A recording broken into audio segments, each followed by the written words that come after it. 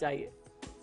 तो ये था आज का राशिफल। और व्रत उपवास तो हम अक्सर करते हैं, लेकिन क्या आप जानते हैं कि व्रत और उपवास क्यों करना चाहिए? तो चलिए आचार्य जी से आज जान लेते हैं कि आखिर इसका महात्म क्या है। जी बिल्कुल, नितिशा जी ने बहुत अच्छी बात कही कि व्रत और उपवास हर व्यक्ति करता है, लेकिन इसके पीछे कारण क्या है, इसके पीछे भावना क्या है, उसका मतलब क्या होता है, उसका अर्थ क्या है, ये हम लोग नहीं जानते। बस हमें ये मालूम है कि आज कृष्ण जन्माष्टमी है, आज व्रत करना है। हमें बता दिया गया कि सोमवार का व्रत करना चाहिए या शुक्रवार का व्रत माँ लक्ष्मी के लिए, माँ संतोषी के लिए करना चाहिए, हम वह करते हैं। यदि व्रत और उपवास के धार्मिक महत्व को आप समझेंगे तो निश्चित तौर पर आपको बहुत अच्छा फायदा मिलेगा। सभी तरह के पर्व त्योहार में व्रत और उपवास का विशेष महात्म होता है।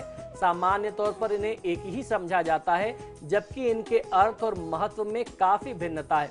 दोनों के अर्थ में बहुत तो थोड़ा सा फर्क है, इसको आपको समझ लेना चाहिए।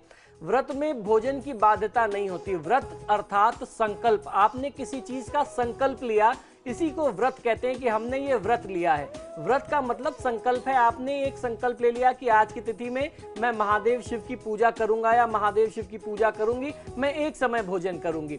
तो ऐसे में आप एक समय व्रत का संकल्प लेते हैं और एक समय भोजन का संकल्प लेते हैं, इसे हम व्रत कहते हैं अर्थात संकल्प कहते हैं। जबकि उपवास में निराहार रहना आवश्यक होता है। और उपवास का अगर आप शाब्दिक अर्थ समझेंगे, उपधनवास अर्थात उपधनवास, जिसका अर्थ ये होता है ऊपर वाले के मन में वास करना, निवास करना।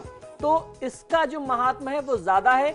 ऐसे में जब आप उपवास करते हैं, आप पूरे तरीके से व्रत करते हैं, तो उसमें किसी भी प्रकार के अन्न को ग्रहण करने की बाध्यता होती है। इसमें फिर आप अन्न ग्रहण नहीं करते, ये संकल्प होना चाहिए, यही नियम होता है। किसी भी तरीके के उपवास के लिए संकल्प के साथ अन्न और जल का निर्धारित समय के लिए त्याग किया जाता है।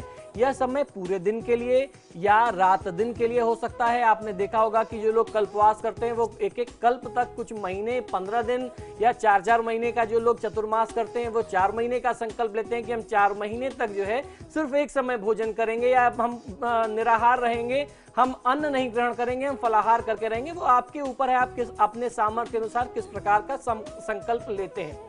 तो व्रत और उपवास के लिए हमारे हिंदू पंचांग अनुसार तय समय को ही अपनाया जाता है। हिंदुओं में व्रत का विशेष महात्मा बताया गया है। हालांकि यह विभिन्न धर्मों में अलग अलग रूपों में भी मौजूद है। आप और भी धर्म में देखेंगे तो उनके यहाँ भी अलग अलग नियम है। आपने इस्लाम में देखा होगा कि लोग रोजा रखते हैं।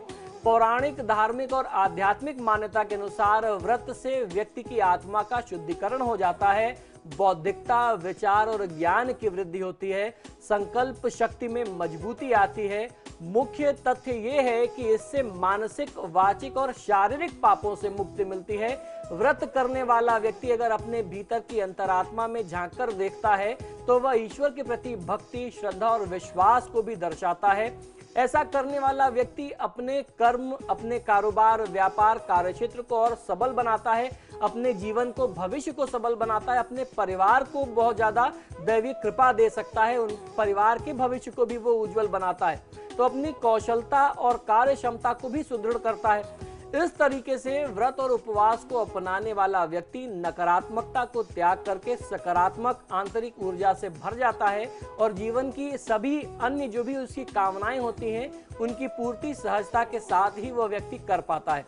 दूसरी तरफ उपवास से पाप, उपपाप या महापापों से मुक्ति मिलती है, क्योंकि उपवास से मानसिक, शारीरिक और आत्मिक शांति की प्राप्ति होती है।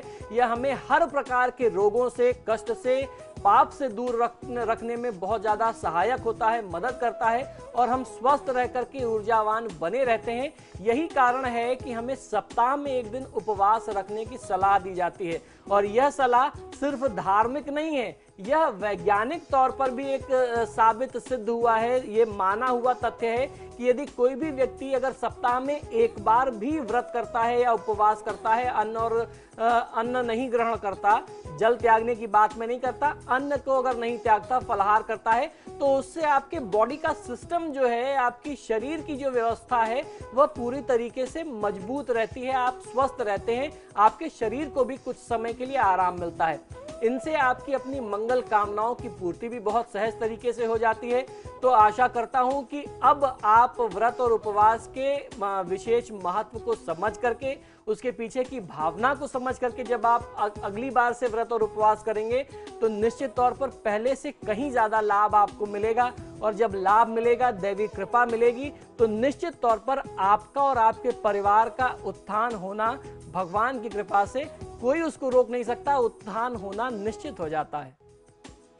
बिल्कुल। और आज के लिए इस कार्यक्रम में फिलहाल इतना ही। आचार्य जी, आप हमारे स्टूडियो में आए इसके लिए बहुत बहुत धन्यवाद। नमस्कार।